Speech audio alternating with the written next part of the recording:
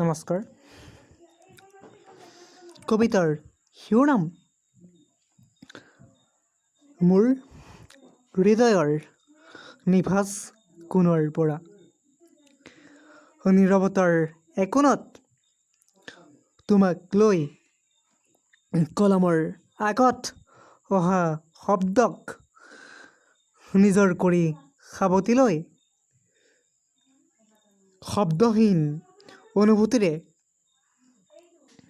এটি কবিতা লিখিব বিচাৰোঁ মাথো তোমালৈ।